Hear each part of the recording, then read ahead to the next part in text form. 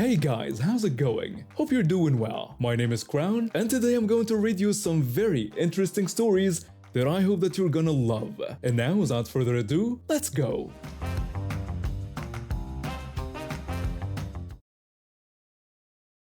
I've been working at this company for about 2 years, doing basic field work. Well, I've been doing really well, and my supervisor recommended me for instructor training. It was a big deal because instructors made more money and got to travel to different locations to teach new hires. I was pretty excited about it. The training was a 3-day weekend course, and I'd have to drive 3 hours to get there. They booked me a hotel room and everything.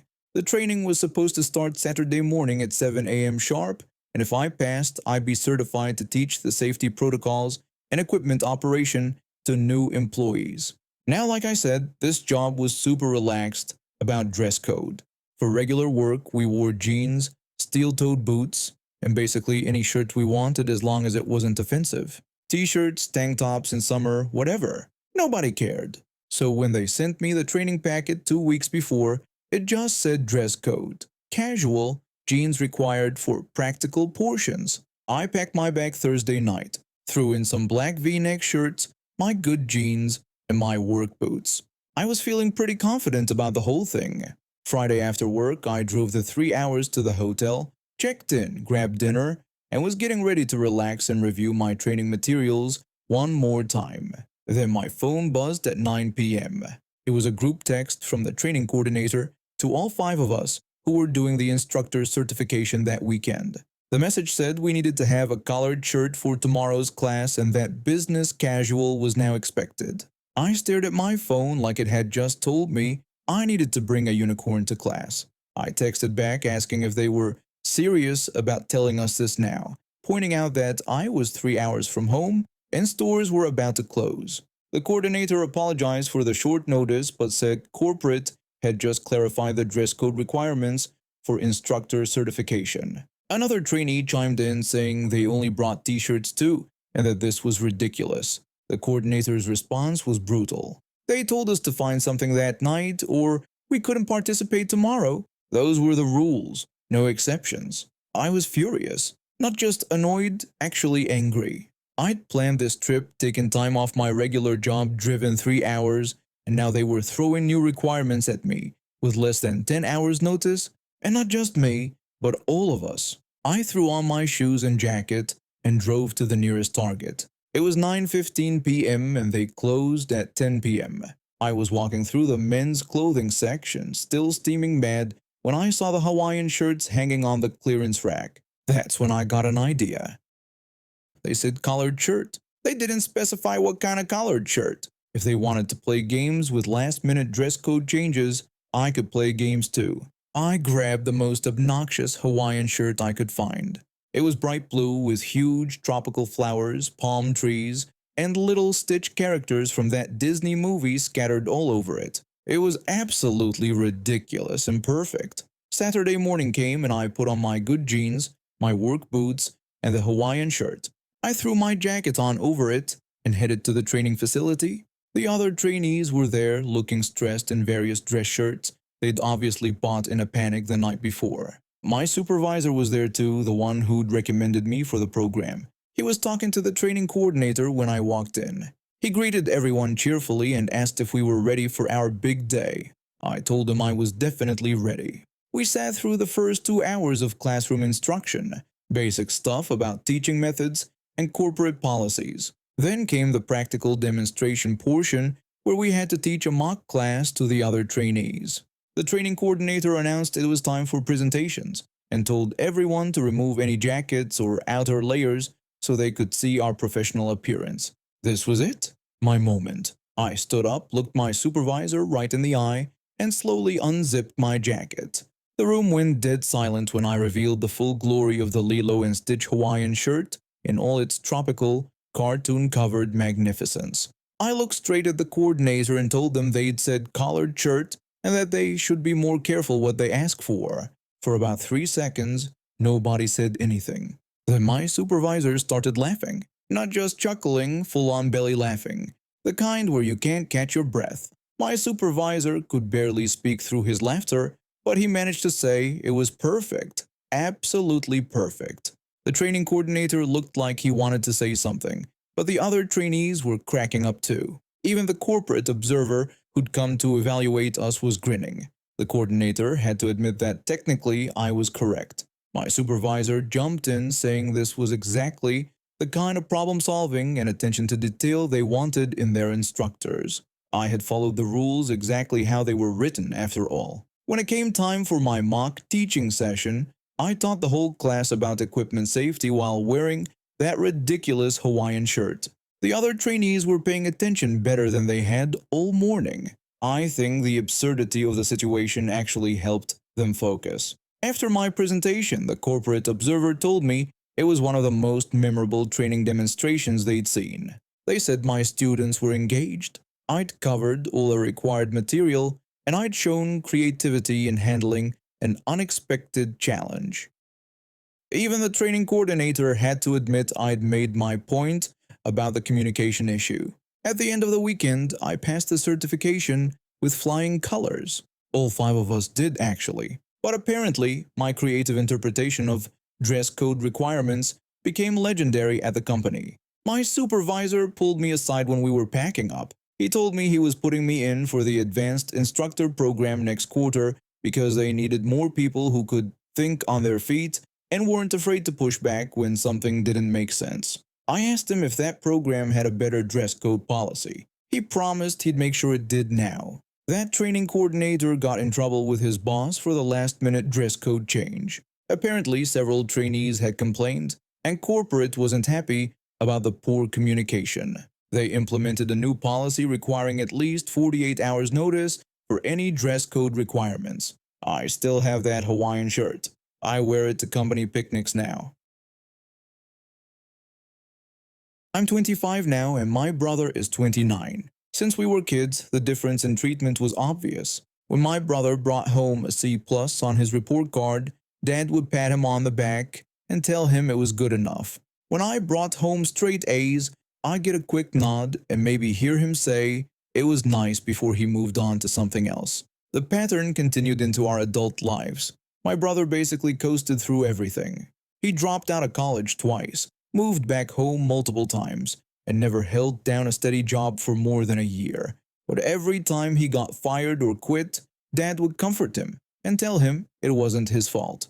Eventually, my parents pulled some strings and got him his current job through one of Dad's old work connections. When he finally got hired, Dad literally cried tears of joy.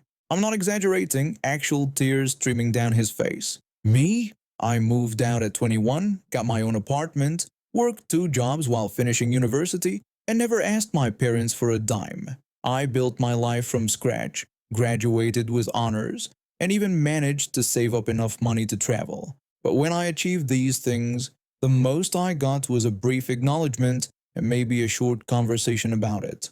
The breaking point came during my university graduation. I was so proud of myself for finishing my degree while working and supporting myself. I even invited my parents to come visit me abroad where I was studying for my final semester. I wanted to share this moment with them, so I planned everything carefully. I found them a nice place to stay, arranged tours of the city, and even booked a special dinner at a restaurant I've been saving up to try. The dinner cost about $150 for all 5 of us, my parents, my partner, my partner's parents, and me. I thought it was reasonable for such a special occasion, and I was happy to pay for it when celebrating with my family. That night, I gave my parents our bed and slept on the couch in the living room. I wanted them to be comfortable. When I was lying there trying to fall asleep, I heard my dad talking to my mom in the bedroom. He told her he really regretted coming and wished they'd just stayed home. Mom seemed confused and reminded him that I had worked hard to arrange everything for them. But Dad continued complaining about how the dinner was way too expensive and that $150 for dinner was ridiculous. He also complained that the bed was uncomfortable and that our fridge smelled like kimchi. When Mom pointed out that I was just trying to do something nice for my graduation, he said I should have thought about the cost first. Here I was, celebrating one of the biggest achievements of my life, and all he could think about was the money I spent and minor inconveniences. I'd worked so hard to make everything perfect for them, and he couldn't even appreciate the gesture. The worst part was that he didn't even have the decency to say this to my face. He complained about my hospitality while literally sleeping in my bed that I gave up for him. Fast forward to now. My partner and I have been working on starting our own business. It's been going really well, and we're starting to see some good profits. We've been putting in long hours and making sacrifices to get it off the ground, but it's finally paying off. Last week, Dad called me up out of the blue. At first, I thought maybe he was calling to ask how the business was going or to show some interest in what I was doing. He mentioned that he'd heard the business was doing well, and I told him we'd been working really hard, and things were starting to pick up. Then he said he wanted to talk to me about something. He told me that if I ever wanted to gift them a holiday, or maybe help them get a new car, I shouldn't feel like I needed to spend too much money. He said they didn't need anything fancy. He wasn't calling to congratulate me or ask about my work. He was calling to tell me how much money I should spend on gifts for him. I asked if he was seriously asking me to pay for their vacation. He said he wasn't asking, just saying that if I wanted to do something nice, I didn't have to go overboard. I reminded him about how he'd complained about a $150 dinner for 5 people. He said that was different because this would be a gift from me to them. I asked him why I would gift them a holiday when he had a job and could pay for his own vacation. He told me not to be difficult and said that successful children help their parents. I asked him where this attitude was when I graduated university, when I moved out and supported myself, and when I built my entire life without asking for help. He said that was just what I was supposed to do, and that my brother needed more support.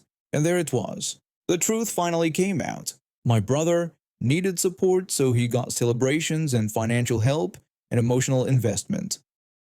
I was supposed to just figure everything out on my own, and then pay them back for the privilege. I told him he could pay for his own holiday since he had a job and could use his own money. He said I had a terrible attitude and reminded me he was my father. I told him that I was his daughter, but that didn't stop him from complaining about my graduation dinner while sleeping in my bed. He asked what I was talking about, so I told him I'd heard him that night. I explained how he told Mom he regretted coming to my graduation and complained about the cost of dinner and the smell of our fridge. I said he couldn't even be happy for me during one of the biggest moments of my life. There was silence on the other end of the line, and then he said he didn't remember saying that. I told him of course he didn't, just like he didn't remember all the times he celebrated my brother's mediocre achievements while ignoring my actual accomplishments. When he said I was being dramatic, I told him I was being honest. I said that if he wanted a vacation, he should book it himself because I was done trying to earn his approval by spending money on him that he'd just complain about anyway. I hung up after that. My mom called later trying to smooth things over, but I told her the same thing. I've spent years watching my parents bend over backward for my brother while expecting me to just be grateful for scraps of attention.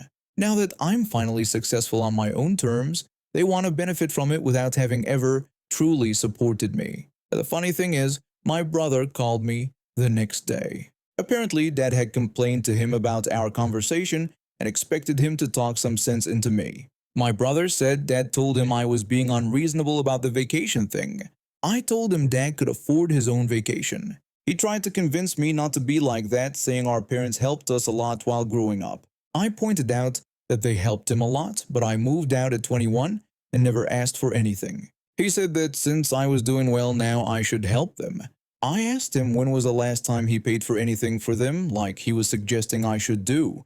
He said that was different because he didn't make much money compared to me. I told him that was because he'd never had to work hard like me since they got him his job, supported him through multiple failures, and celebrated his every small achievement. He got quiet after that and eventually hung up. I think even he realized how unfair the whole situation was. A few days later, I got a call from Dad's sister. Apparently, the whole family had heard about our argument. She tried to lecture me about respecting my parents and said I should be grateful for everything they'd done for me. I asked her what exactly they'd done for me that they hadn't done 10 times over for my brother. She couldn't give me a good answer. A week later, when I ran into some family friends at the grocery store, They congratulated me on my business success and mentioned how proud my parents must be. I just smiled and thanked them, but it felt good to know that other people could see my achievements even if my own father couldn't. Later that same day, I got a text from my brother. He'd apparently been thinking about our conversation and realized I was right about the unfair treatment. He said he was sorry and that he'd tried to talk to our parents about it.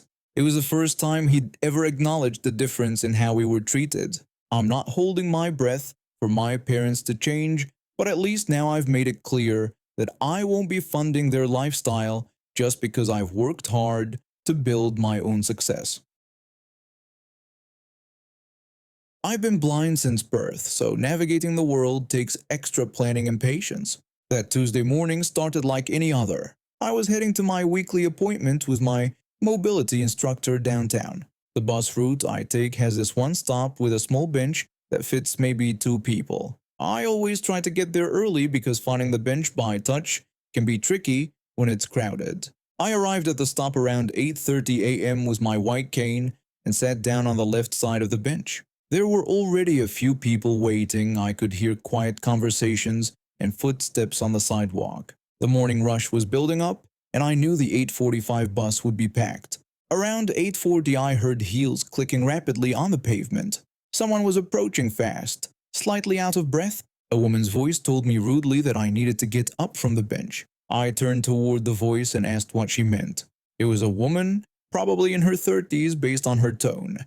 She demanded again that I get up, claiming she was pregnant and needed to sit down more than I did. I was confused, and I've given up seats plenty of times for people who needed them more, but I was already sitting on a public bench at a bus stop. I told her there was room on the other side of the bench if she wanted to sit. She refused, saying she wanted my exact spot. She said I was young and healthy while she was carrying a baby. I explained that I was actually blind and had gotten there early to have a place to sit while I waited. I told her there was definitely space right next to me. I heard her huff loudly and she moved around to the other side. But then she started complaining to the other people waiting. She told them she couldn't believe I wouldn't give up my seat for a pregnant woman and said some people had no manners. An older man spoke up and pointed out that I had told her there was room on the bench. He also mentioned that I was clearly blind since I had a white cane. The woman got defensive and argued that pregnancy was harder than being blind. She said at least I wasn't growing another human being inside me. Another woman waiting at the stop questioned whether she was actually pregnant. She said the woman didn't look pregnant at all. There was a pause, and I could practically hear the first woman getting more agitated. She said she was pregnant and that just because she wasn't showing didn't mean anything. She claimed to be in her first trimester. The second woman said she was a nurse and called her out directly. She said the woman wasn't pregnant at all. Her posture, breathing, and everything about her proved otherwise. She accused her of trying to trick me into giving up my seat. That's when everything went wrong. The woman completely lost it and said she didn't need to prove anything to anyone. She grabbed my arm roughly and ordered me to get up. I asked her not to touch me and told her I wasn't moving. She grabbed harder and started pulling. I gripped the bench with my free hand, trying to stay seated. She kept demanding I get up and said I didn't need the seat. The older man and the nurse told her to leave me alone. The older man asked what was wrong with her, and the nurse told her to let go of me. But the woman wasn't listening anymore. She grabbed both my arms and yanked hard. I lost my grip on the bench and my cane fell when she dragged me up. Before I could get my bearings, she shoved me hard toward what I thought was just the sidewalk. I heard car horns blaring and tires screeching. Someone screamed. I realized with terror that I'd been pushed into the street. A car had stopped just inches from me. My heart was pounding when hands grabbed me and pulled me back onto the sidewalk. The older man asked if I was okay and told me not to move, just to breathe. The nurse told someone to call 911 right away. I could hear the woman behind me, apparently settling onto the bench like nothing had happened. She said finally, asking if that was so hard. The nurse's voice was shaking with anger when she asked if the woman was insane. She pointed out that she had just shoved a blind man into traffic over a bench seat and could have killed me. The woman brushed it off, saying I was fine and telling everyone to stop being so dramatic. More voices were joining in now. The whole bus stop was in an uproar. Someone said they had gotten the whole thing on video and called it unbelievable. Another person said that the police were on their way and said what she had done was assault. That seemed to finally get the woman's attention. She questioned the assault claim and said she had barely touched me. She accused me of being dramatic. The older man told her that everyone had seen her drag me off the bench and shove me into moving traffic. He said that was attempted murder. The nurse asked what it was all for. A seat she could have shared after lying about being pregnant. The woman said she didn't have to explain herself to any of them and told everyone to mind their own business. The bus arrived while we were waiting for the police, but the driver took one look at the situation and called for backup on his radio. He kept the doors closed and said that nobody was getting on until the police sorted things out. He mentioned he had seen what happened from down the block. When the officers arrived, they separated everyone and started taking statements. The woman who'd called her out told the police she was Sarah, a registered nurse at City General.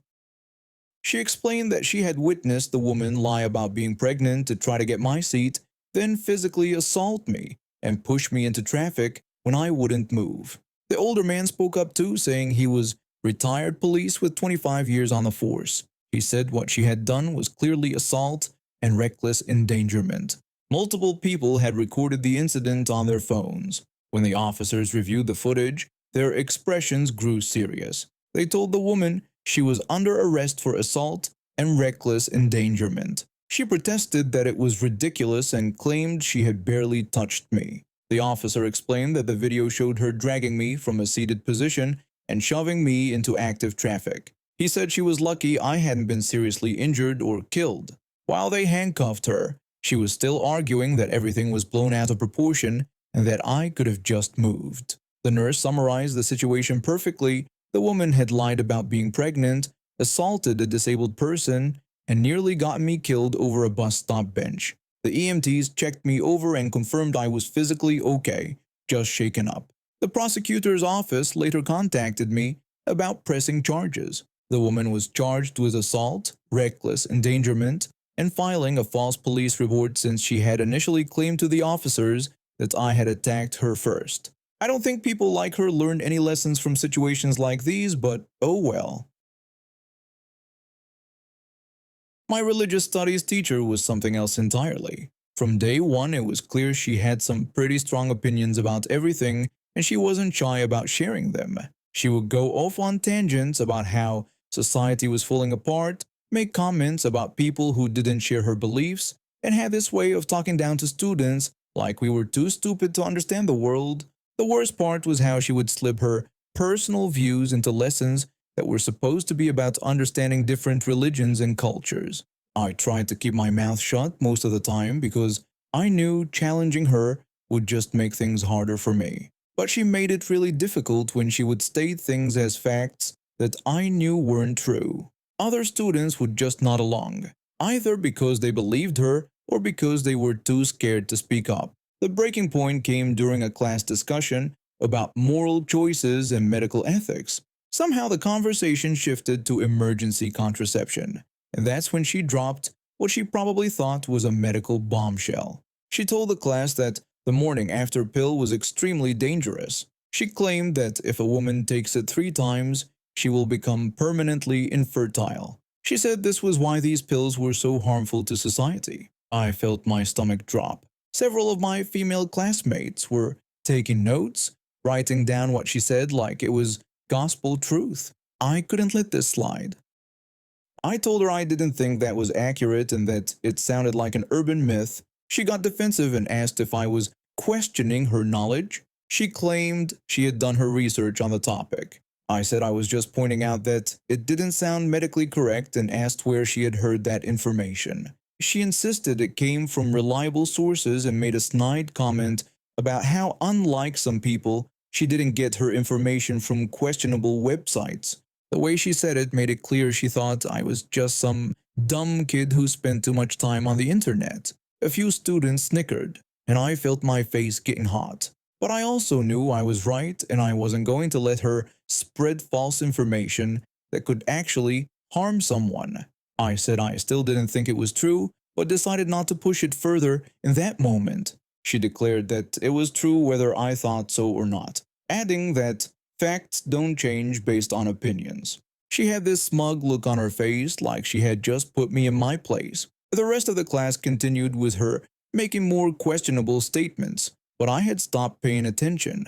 I was already planning what I was going to do when I got home. When school ended, I went straight to my computer. I spent the entire evening researching everything I could find about emergency contraception. I looked up peer-reviewed medical studies, checked government health websites, and read articles from reputable medical journals. Everything I found completely contradicted what she had told the class. The morning after pill doesn't cause infertility even with repeated use. The main side effects are nausea and irregular periods. I found study after study showing that it was safe and effective. I even found articles specifically debunking the exact myth she had shared. I put together a comprehensive report with all my sources listed at the bottom. I made sure to include information about how the pill actually works, what the real side effects are, and multiple studies showing there was no link to infertility. I printed out several copies and made sure the formatting looked professional and easy to read. The next morning, I arrived at school early and pinned one copy to the classroom notice board, where everyone would see it. I made sure it was right at eye level so no one could miss it. When class started, I could see her notice the report immediately.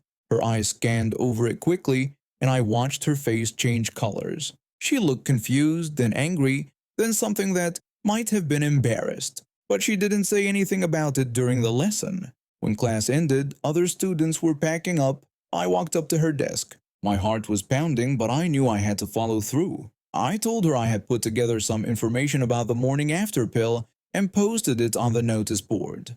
I explained that if she was genuinely interested in being told on the subject, she could read the research I had found. I added that it was a shame to spread false information, especially to students who believe teachers without questioning what they're told. She just stared at me for a long moment. I watched her face go through about 10 different shades.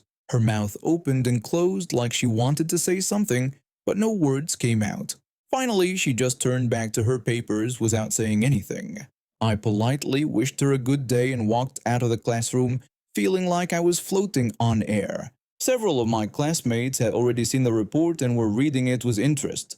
Word spread quickly through the school about what had happened. A few days later, I overheard two girls from my class talking in the hallway. One girl mentioned seeing the research report someone had put up in religious studies class. The other girl said she was glad someone had actually looked that information up because she had been worried about what the teacher said, but now she knew it was wrong.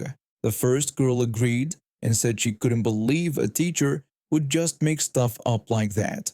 From that day forward, the dynamic in class completely changed. She never again made medical claims without backing them up, and when students asked questions about health-related topics, she would actually admit when she didn't know something instead of just making up answers. She still had her problematic views about other things, but at least she stopped pretending to be a medical expert. The funniest part was watching her try to interact with me for the rest of the year. She would get this nervous look whenever I raised my hand, like she was afraid I was going to fact-check her again. And honestly, I probably would have if she had tried to spread more dangerous misinformation. I work as a sales manager and spend about half my life on airplanes. You'd think after all this time I'd be used to every kind of passenger, but this flight to Chicago taught me that there's always someone ready to test your patience in new ways. I had just wrapped up a brutal quarter trying to land our biggest client yet. 3 months of 18-hour days, weekend calls, and more coffee than any human should consume.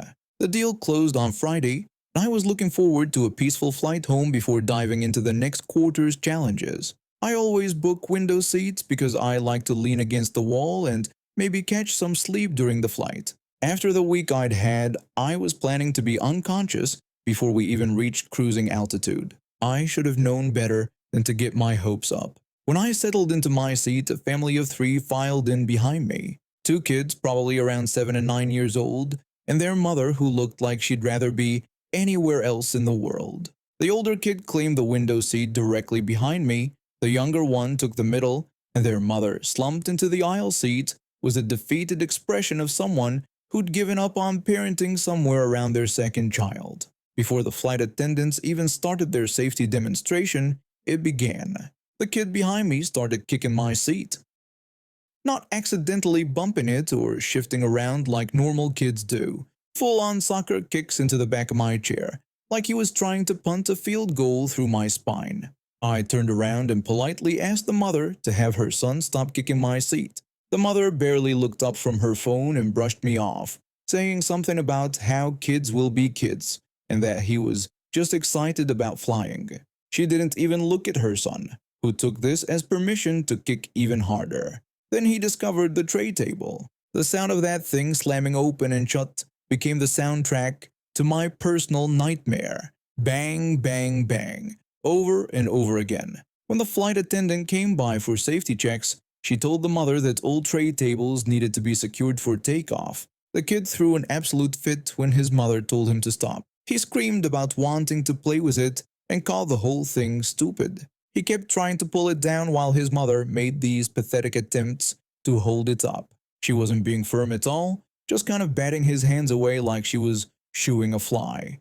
The mother kept saying please over and over again in the most wimpy voice imaginable, begging him to stop because the flight attendant said he had to. The flight attendant was clearly losing patience with this whole situation. I could see her jaw tighten when she moved on to check other passengers, probably thinking the same thing I was about parents who don't actually parent their kids anymore. Once we were airborne and the seatbelt sign turned off, I thought maybe things would calm down. The kid could have his precious tray table back, and maybe he'd settle into watching a movie or something. I was so wrong. The kicking resumed immediately, but now it came with a new torture device. The kid discovered that the entertainment screen in front of him made interesting sounds when he banged his head against it. Not gentle taps or accidental bumps. This kid was full-on headbanging like he was at a metal concert. Thud, thud, thud. The sound reverberated through my seat and straight into my skull. I turned around again and told the mother she seriously needed to control her child. I explained that he'd been kicking my seat and now he was banging on everything.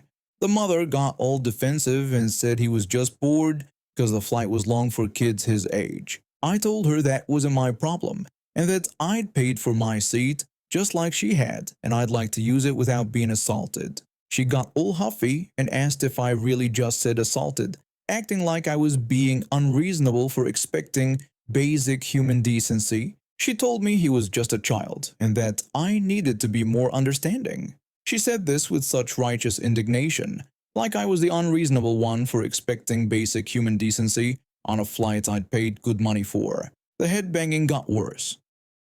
The kid seemed to think the louder it got, the more fun it was. His mother's response was the most pathetic display of non-parenting I'd ever witnessed. She weakly suggested that maybe he shouldn't hit it so hard because people were trying to rest. The kid got excited and said the screen made cool sounds, then banged even harder to demonstrate. His mother just told him she knew it was fun but asked him to try being a little gentler. That's when the little brat announced that he wasn't going to stop and was actually going to do it even harder. His mother just sat there scrolling through her phone like nothing was happening. I'd had enough. These people wanted to act like animals. Fine. But I wasn't going to be their victim anymore. I waited for the perfect moment. The kid pulled back to really slam his head forward, and just when he committed to the motion, I grabbed my seat controls and powered my chair back hard and fast. The timing was absolutely perfect.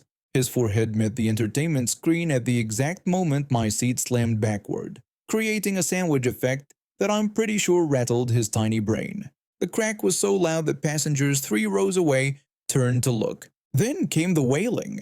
The kid started screaming for his mommy and crying that it hurt. Karen suddenly became very interested in what her child was doing and demanded to know what I had done to her son. I told her that I had reclined my seat, which was something seats were designed to do. A flight attendant came rushing over, probably thinking someone was having a medical emergency based on the screaming. The mother immediately started accusing me of hurting her son and claimed I had slammed my seat back on purpose.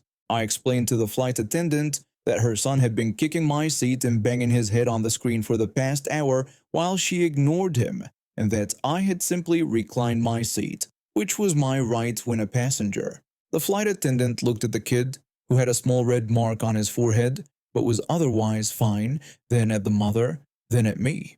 You could see the wheels turning in her head when she pieced together what had really happened. The flight attendant told me I was absolutely right that I could recline my seat, then turned to the mother and said she needed to keep her children from disturbing other passengers because they'd had several complaints. Several complaints? I wasn't the only one these people had been terrorizing. The mother protested that this was ridiculous because he was just a child. The flight attendant told her that when his parent, she was responsible for his behavior, and that she needed to keep him in his seat and quiet for the remainder of the flight. The kid was so shocked by actually facing what happens when you act like a brat that he didn't make another peep for the next 2 hours. He just sat there holding his forehead and occasionally whimpering while his mother shot me dirty looks. When we landed, Karen made one last attempt at getting me in trouble. She threatened to report me to the airline and said I couldn't just assault children because I didn't like noise. I told her good luck with that and said I was sure they'd be very interested in hearing about how she let her kids terrorize other passengers for an hour before I did anything. I slept like a baby on my connecting flight home. And now we have reached the end of today's stories. Thank you for watching, and see you next time.